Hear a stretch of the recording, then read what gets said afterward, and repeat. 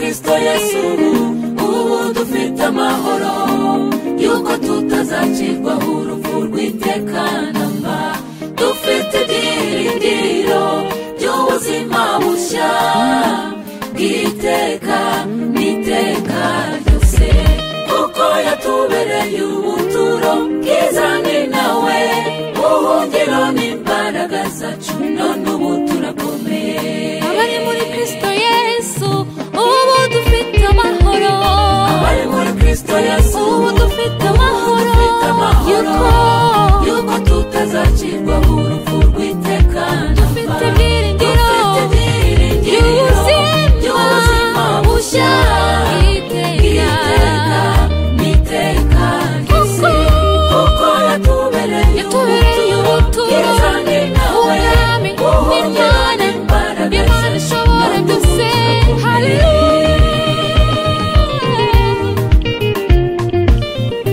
abo yatoranije yarabahamagaye kandi nibo yatsindishirije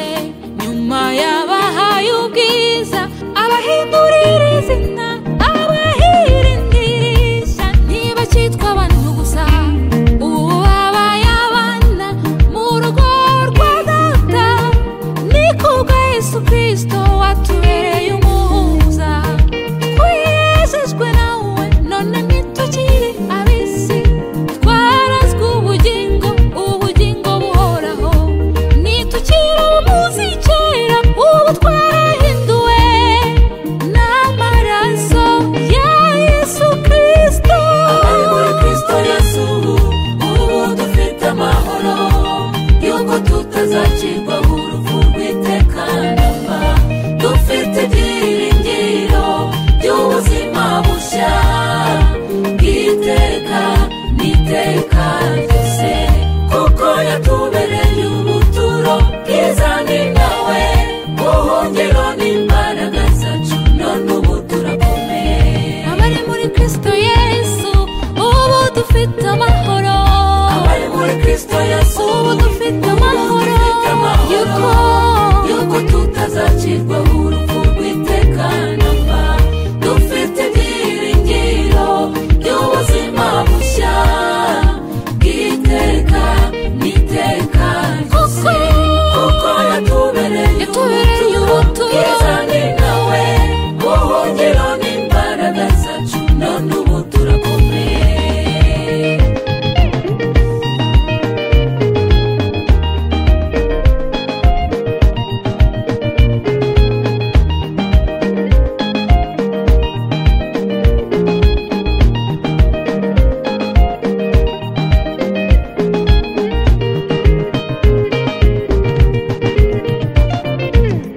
dushimire gute ko bwawe mana uwatubyaye ubwa kabiri kubw'urukundo n'imbabazi zawe watugiriye mwami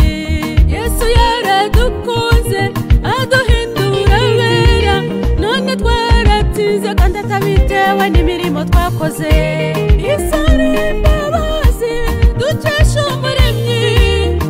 Yesu yadukunze akemera gucungura umwana w'umuntu yaratuneshereje tuzabaho mu munezero n'ibyishimo byuzuye duhimbaze Imana yacu abari muri Kristo Yesu abari muri Kristo Yesu dufite amahoro yuko tutazacirwaho urupfu rw'iteka namba dufite ibyiringiro by'ubuzima bushya bw'iteka n'iteka ryose kuko yatubereye ubuturo bwiza ni nawe buhungiro n'imbaraga zacu ibyishimo byacu haleluya turabatsinze no kurushaho twaranesheje ntitukiri imbata za satani oya haba namba igihe cyo kuba mu buretwa bwa satani watsinzwe cyararangiye kuko twaratsindishirijwe